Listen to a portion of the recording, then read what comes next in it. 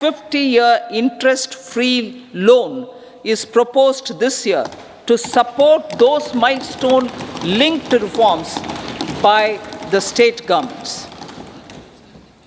Societal changes. The government will form a high-powered committee for an extensive consideration of the challenges arising from fast population growth and demographic changes. The committee will be mandated to make recommendations for addressing these challenges comprehensively in relation to the goal of Vikasit Bharat. Amrit Kal as Kartavya Kal. Our government stands committed to strengthening and expanding the economy with high growth and to create conditions for people to realize their aspirations. Honorable Prime Minister, in his Independence Day address to the nation in the 75th year, said, and I quote, "We commit ourselves to national development with new inspirations, new consciousness, new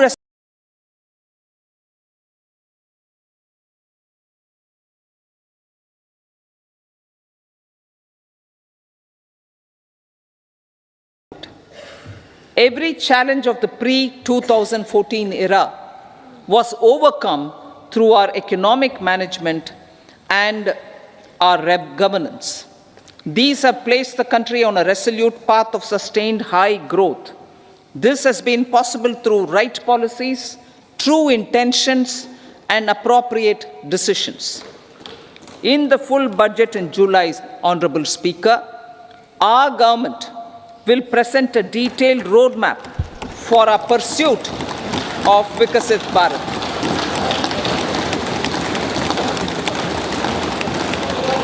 Revised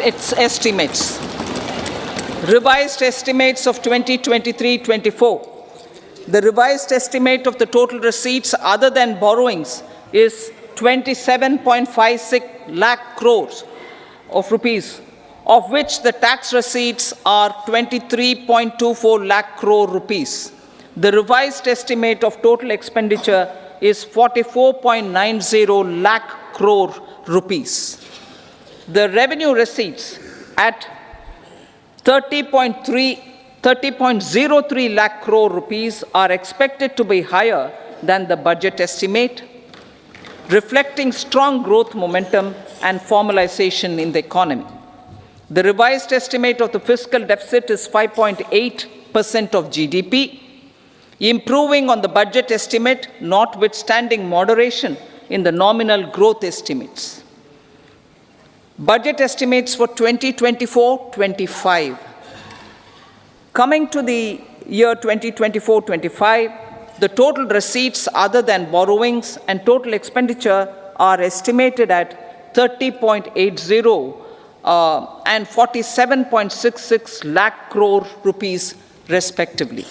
The tax receipts are estimated at 26.02 lakh crore rupees. The scheme of 50-year interest-free loan for capital expenditure to states will be continued this year with an outlay of 1.3 lakh crore rupees. We continue on the path of fiscal consolidation as announced in my budget speech of 2021-22 to reduce fiscal deficit below 4.5% by 25-26. The fiscal deficit in 2024-25 is estimated to be 5.1% of GDP, adhering to that path. So the gross and net market borrowings through dated securities during 24-25 are estimated at 14.13 lakh crore rupees and 11.75 lakh crore respectively. Both will be less than that in 23-24. Now that the private investments are happening at scale, the lower borrowings by the central government will facilitate larger availability of credit for the private sector.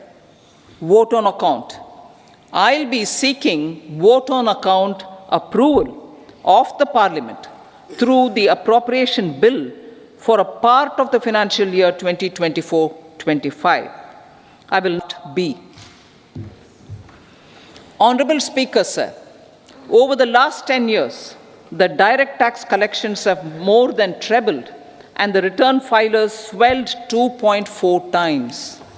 I would like to assure the taxpayers that their contributions have been used wisely for the development of the country and welfare of its people.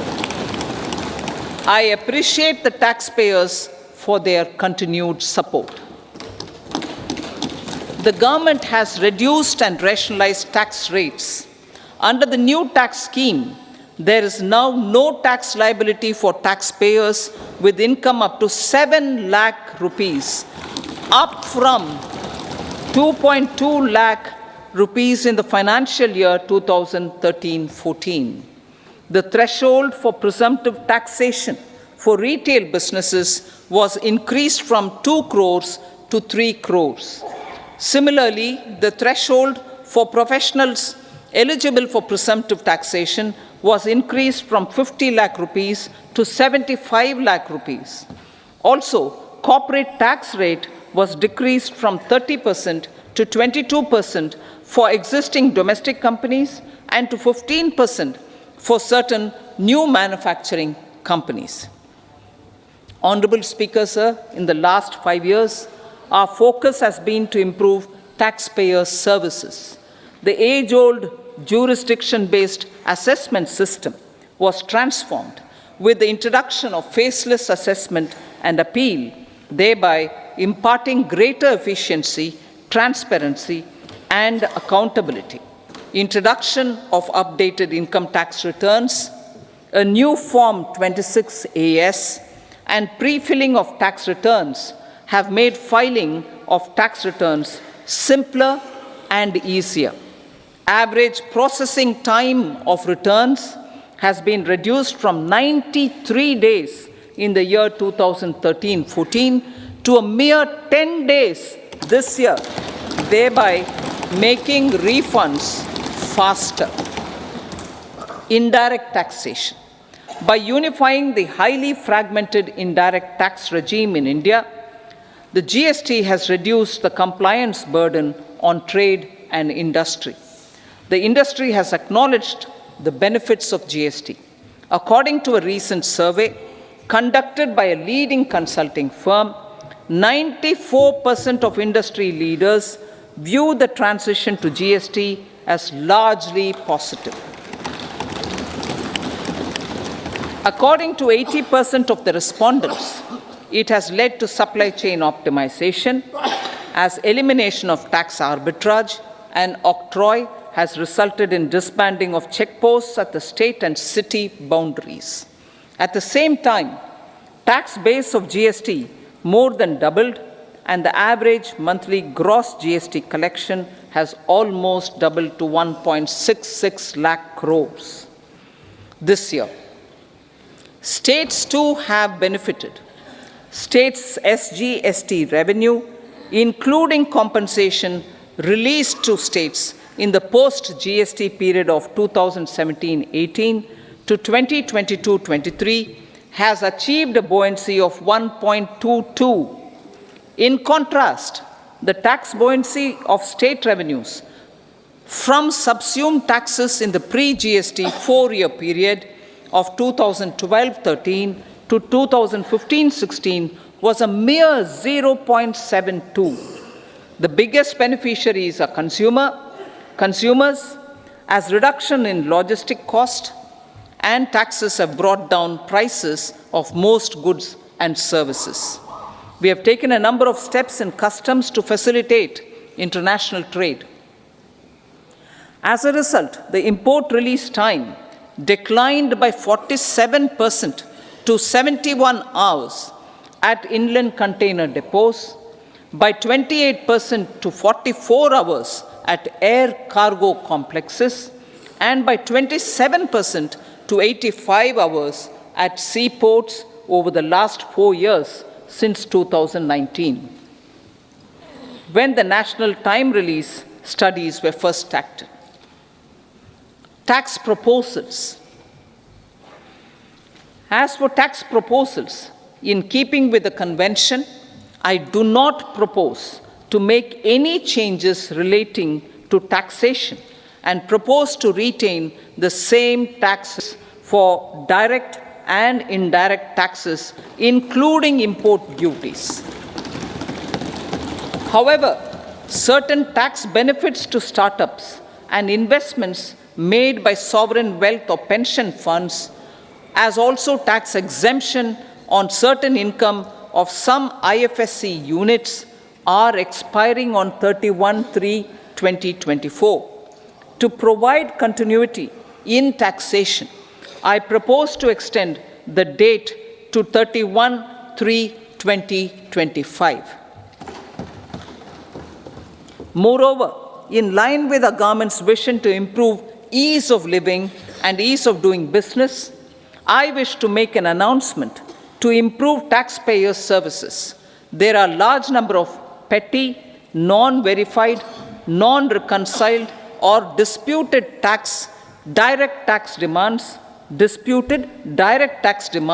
many of them dating as far back as 1962, which continue to remain on the books, causing anxiety to honest taxpayers and hindering refunds of subsequent years.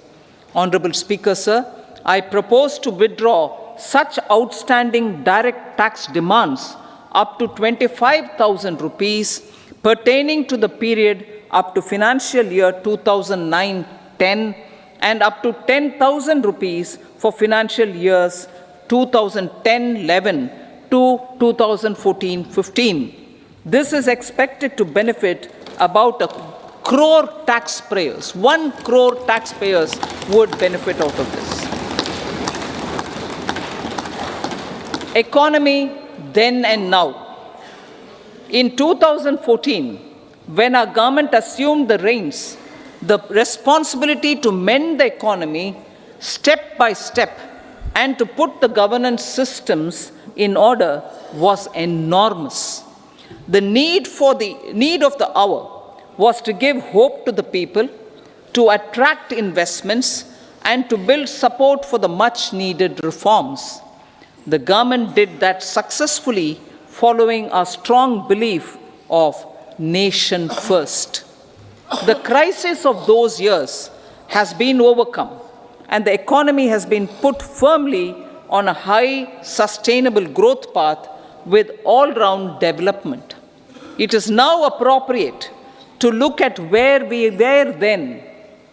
I repeat, it is now appropriate to look at where we were then till 2014 and where we are now, only for the purpose of drawing lessons from the mismanagement of those years.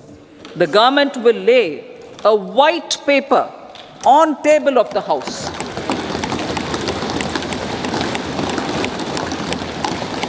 The exemplary track record of governance, development, and performance, effective delivery, and Jan Kalyan has given the government trust, confidence, and blessings of the people to realize whatever it takes. The goal of Vikasit Bharat, with good intentions, true dedication, and hard work in the coming years and decades. With this, Honorable Speaker, I commend the interim budget to this august House. Jai Hind.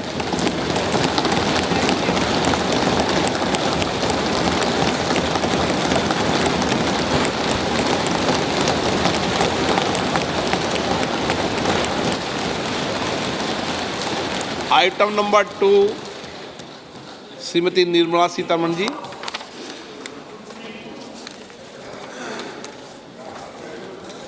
So, with your permission, I rise to lay on the table the following statements under Section 3(1) of the Fiscal Responsibility and Budget Management Act 2003, Medium-Term Fiscal Policy cum Fiscal Policy Strategy Statement and Macroeconomic Framework Statement. Item number 3, Srimati Nirmala Sitharaman ji. Sir, with your permission, I rise to move for leave to introduce the Finance Bill 2024. प्रश्न ये है कि विधेयक को पुनर्स्थापित करने की अनुमति प्रदान की जाए। जो सदस्य इसके पक्ष में हाँ कहें, जो सदस्य विरोध में ना कहें, मेरे विचार में निर्णय हाँ वालों के पक्ष हुआ, हाँ वालों के पक्ष हुआ। माननीय मंत्री जी विधेयक को पुनर्स्थापित करें। Sir, I introduce the bill. सभा की कार्रवाई फरवरी 2024 को प्राप्त 11 बजे तक के लिए स्थगित की जाती है।